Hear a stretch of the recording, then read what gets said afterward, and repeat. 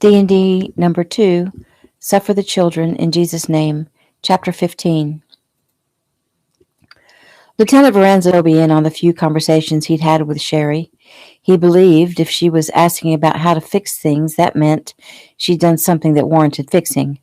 And on the positive side, it also meant things were fixable. And assuming Sherry had something to do with Caroline's disappearance, if things were fixable, then Caroline must be alive. The detectives dropped Toby off at the diner with strict instructions that he was to stay put. They'd asked Eugene to help keep Toby calm and keep him from doing something stupid, anything stupid. Little did they realize that Eugene was as fired up as Toby. Both men wanted nothing more than to go across the street and tear little Sherry apart with their bare hands. Across the street, Sherry opened the door a crack at the sound of Lieutenant Varanza's knock. Yes? Sherry, it's me, Lieutenant Varanza. I know who you are. I'm not stupid.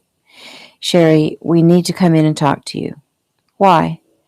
Well, someone's missing, and we're searching all the buildings in the neighborhood. Well, she's not here. Lieutenant Varanza smiled his friendliest smile, because he hadn't said it was a female. Now, Sherry, how is it going to look to my captain if he finds out that I searched all the apartments except this one? He'll think that I'm showing favoritism just because you and I are friends, and he'll say I'm getting old and try to retire me. You wouldn't want that to happen, would you? She sighed. Actually, she really didn't want that to happen. He was nice. No, just a minute. She closed the door. Summers shook his head. She's got about 2 seconds to open that door or I'm breaking it down. I'm with you, Lieutenant Varanza agreed. However, the door opened, and Sherry motioned them in. Go ahead and search. You won't find anything, she said smugly. The men moved quickly through the apartment, looking for signs, clues, anything that would tell them what Sherry might have done to Caroline. Nothing. They found nothing. They came out to the living room, their faces drawn with worry. Sherry, sit down, Lieutenant Varanza ordered. I got stuff I need to do, she argued. Sit down, he said gruffly. You and I are going to have a talk.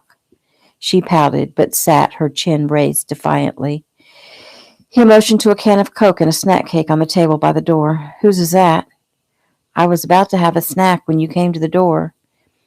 Sherry, you know who's missing, don't you? She shrugged. Tell me, Sherry.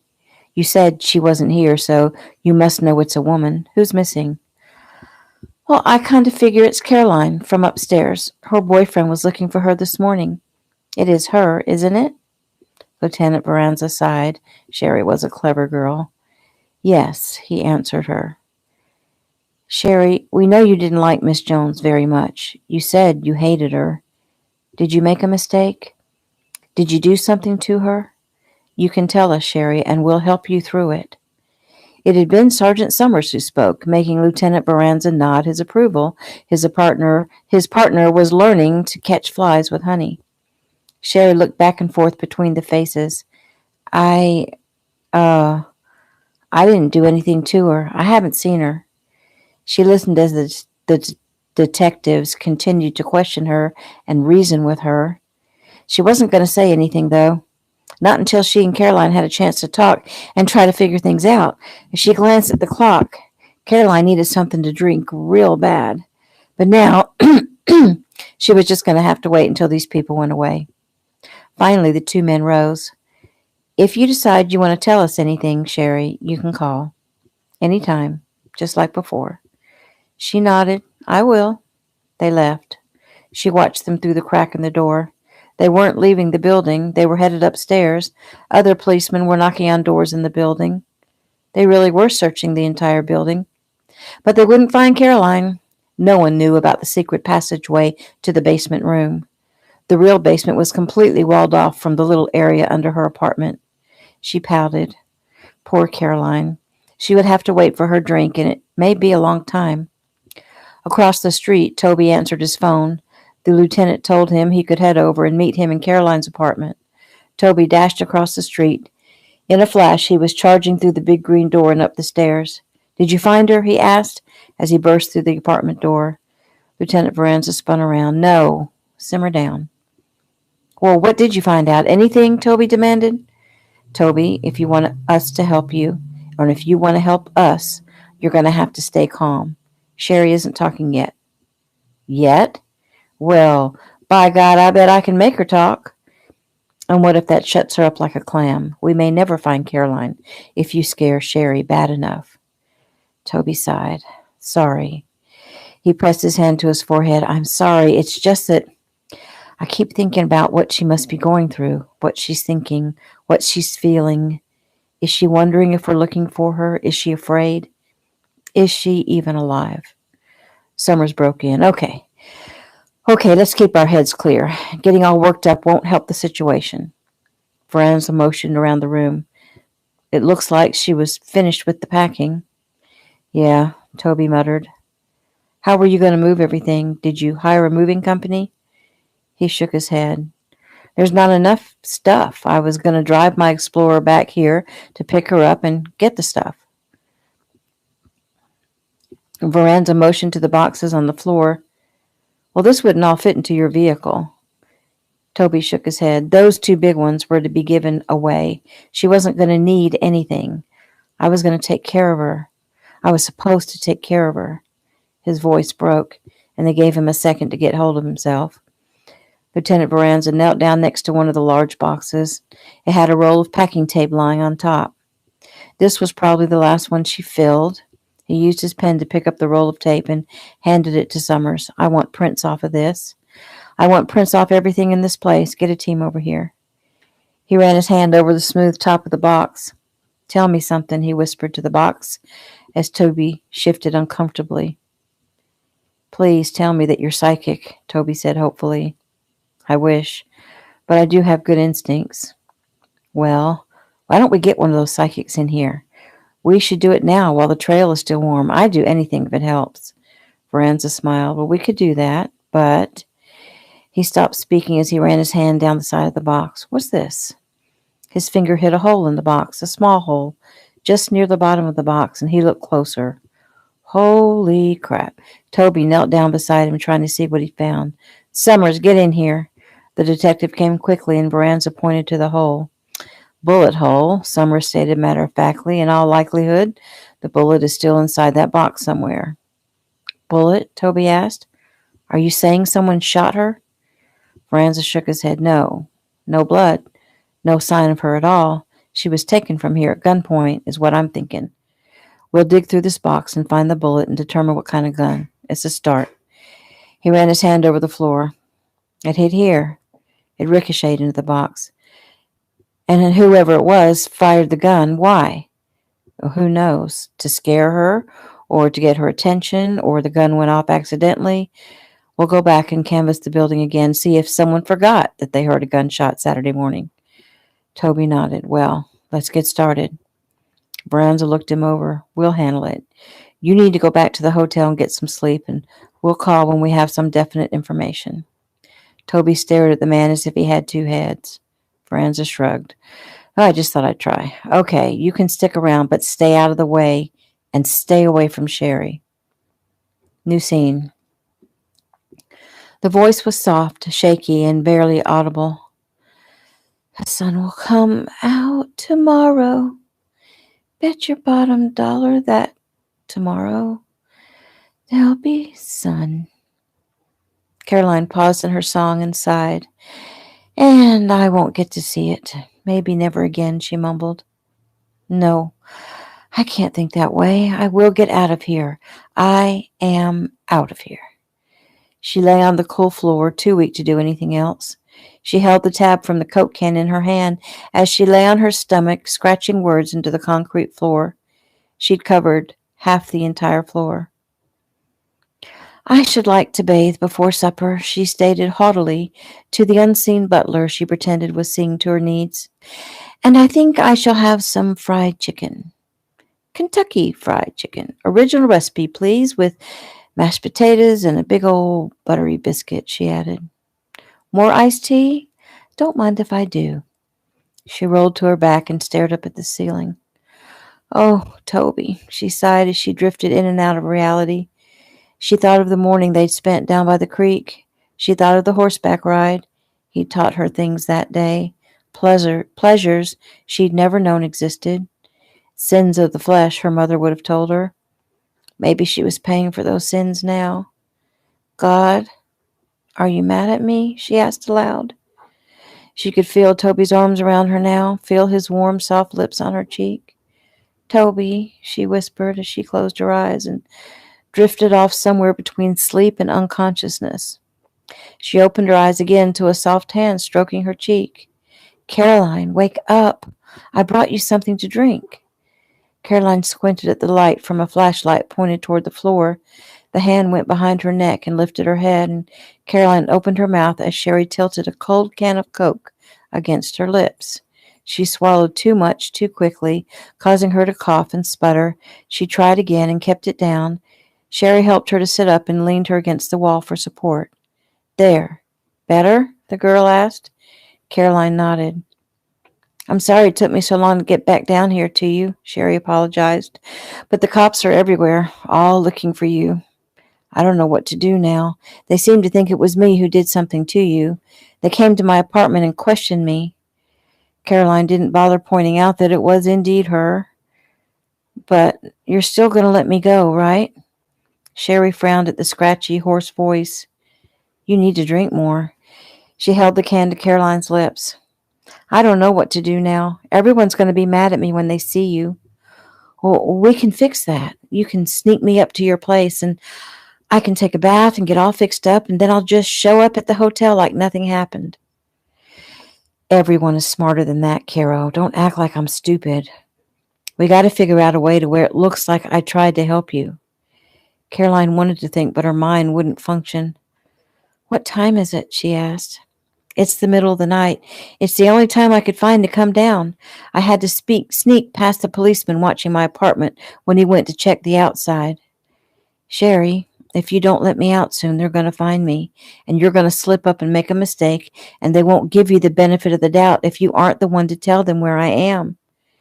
Sherry thought about this. I got to figure this out. I'll come down to get you in the morning. Promise? Caroline asked, trying to keep the desperation from her voice. Sherry nodded. I promise. But I got to clean you up a bit. Here, let me get a better look at you. She shined the flashlight directly in Caroline's face, and Caroline recoiled in pain. Sorry, Sherry said. Wow, you look terrible. George wouldn't think you're so pretty now. Your face is all dirty. There's blood all over your neck. Your hands and nails are a mess. I can't bring you upstairs looking like this. What am I going to do? She asked in a panic. Sherry, bring me some soap and water and a washcloth and my clothes, and I'll look much better. I don't know if I can get all that down here. Sure you can. Put it in a backpack or something. You can do it, Sherry. Just some bottled water and a cloth. Okay? Okay. The girl ran her hand over Caroline's cheek. All this time, we could have been friends, but you didn't ever talk to me. I'm sorry, Sherry. I guess I got all caught up in my own life, trying to pay bills and sending money back to Atlanta to help pay my mother's medical bills and trying to make something out of my dance career. I didn't take time to get to know you, and I should have. I realize that now. Your mom's sick? She's dead now. She died a few weeks ago. Sherry sat quietly thinking. So your mom died about the same time that George did.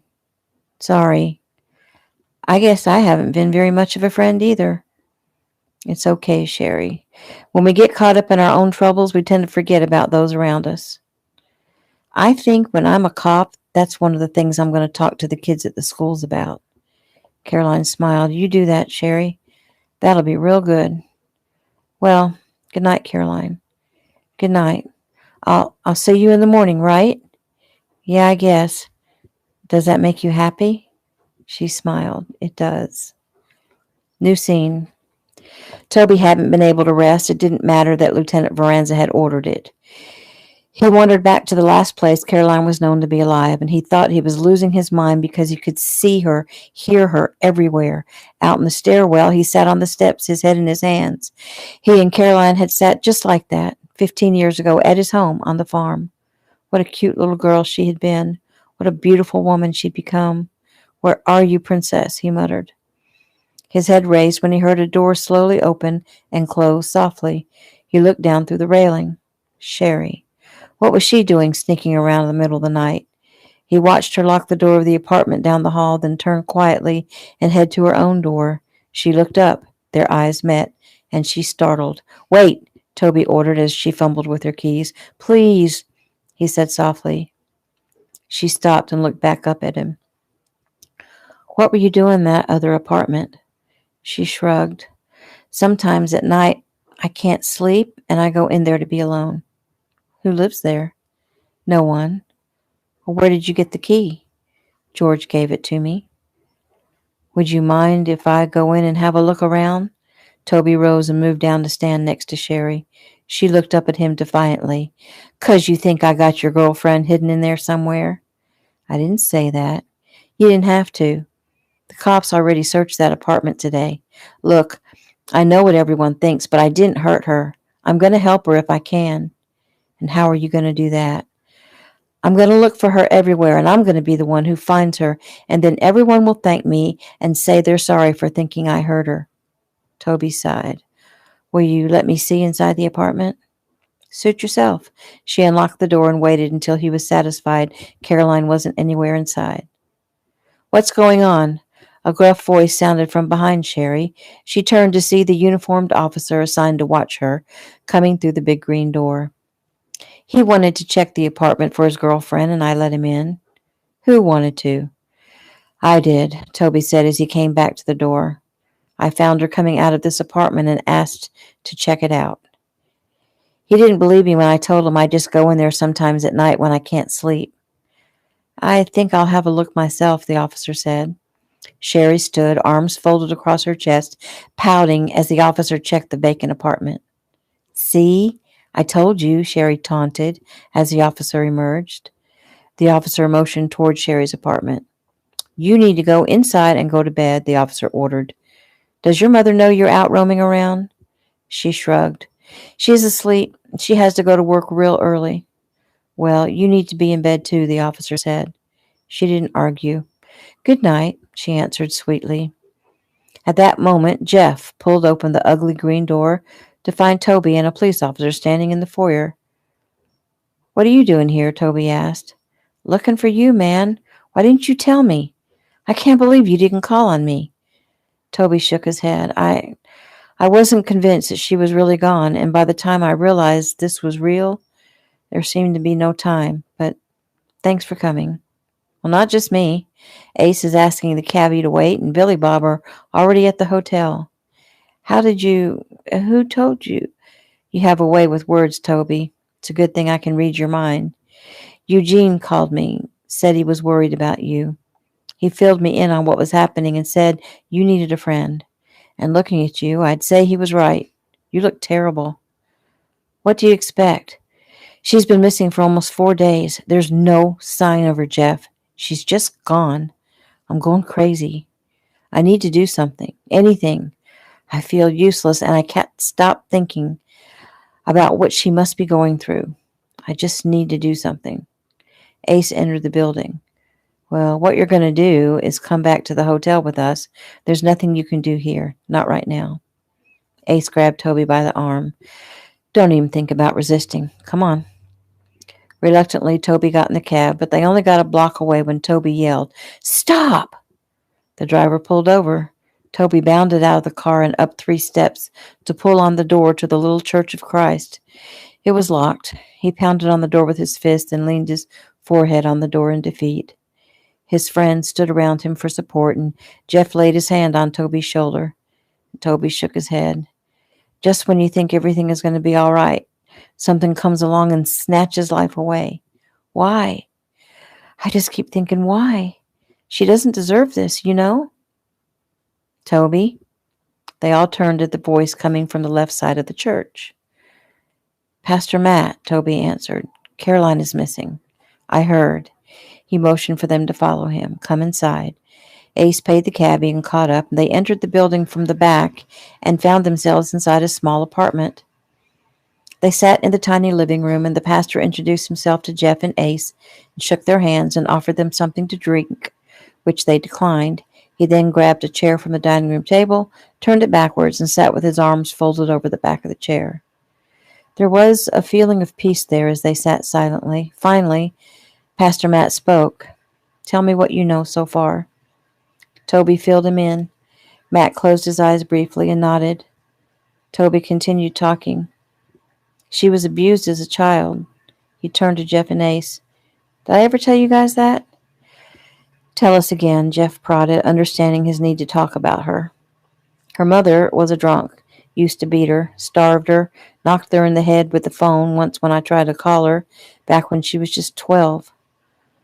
The woman sent her to the hospital several times, and they finally took her away from her mother for a while. But Caroline forgave her, you know. She even helped take care of her when her mother became ill. And then she grew up and came here to make something of herself, and then we found each other. And now she's gone." "You say that like you've given up," Jeff said. Toby hung his head. "He hasn't given up," Matt put in. "That's why he's here. Toby, do you recall what we spoke about the other day?" "Yes." "And a few minutes ago, outside, I heard you ask, why is this happening?" "Did I?" "Yes, you did. Toby, remember what I told you? God has a plan, and ultimately that plan is always for our good, though we may not see that from our current perspective." Toby's jaw clenched and he heaved out a breath in frustration. "I can't see how Caroline going missing can be for her good." "I know you can't see it, and that's why you came to me. And at the moment, I can't see it either, though I'm sure God will reveal it to us both soon. I only know that everything will be okay." Toby looked up. "How do you know that?" "Because, as you were telling me about what's going on, I had a strong feeling of peace come over me. You may not think that means much, but over the years I've grown to know God's voice. I recognize it instantly. And that feeling of complete peace, where the knot in the pit of my stomach simply melts away and God fills me with his love and comfort, it tells me that she's alive and that she'll be found, and it's going to be okay." "Dear God, I hope you're right," Toby whispered. Matt smiled. "I am. Have faith. Just a little. Will you allow me to pray with you?" The three men nodded and bowed their heads, and Pastor Matthew Lucas prayed powerfully for a very long time.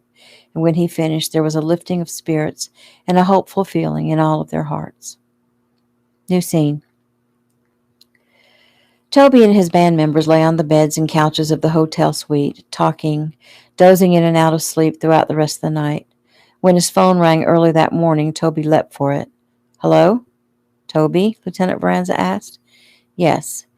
I'm coming by to pick you up. The bullet we found is from a 9mm pistol, easy for anyone to get here in the city." "Are we still focusing on Sherry?" "Well, I'm keeping an eye on her, but we can't rule that out that someone knew Caroline was about to marry a wealthy, prominent man." "Yeah? So there would have been a ransom note or something by now, right?" "Usually, but not necessarily." "So why are you coming to get me? Not that I mind. I want to be in on everything." "To keep an eye on you, son. I want to make sure you don't do anything crazy like maybe scare Sherry. Be ready in half an hour." "Is this really necessary?" "Well, it's either this or I suppose I could arrange to have you arrested again and taken down to the station." "You've got to be kidding me. You want to try me?" "I'll be ready in 30 minutes. And that is the end of chapter 15.